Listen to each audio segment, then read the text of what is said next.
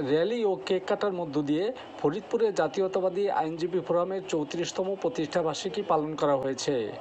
রবিবার সকাল 9টায় জেলা আইনজীবী সমিতি কার্যালয়ের সামনে থেকে একটি র্যালি বের হয়। র্যালিটির উদ্বোধন করেন ফরিদপুর জেলা বিএনপির আহ্বায়ক অ্যাডভোকেট সৈয়দ মোদারেস আলী ঈসা। র্যালিটি শহরের প্রধান সড়ক প্রদক্ষিণ করে পুনরায় আইনজীবী সমিতি কার্যালয়ে গিয়ে শেষ হয়। পরে কেক কাটার আয়োজন করা হয়।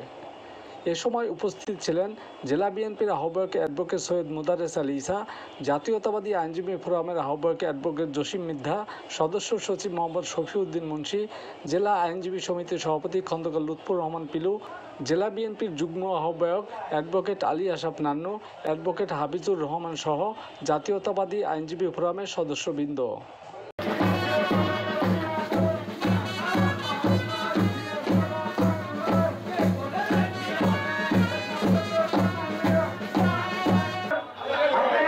আপনাদের কর্মী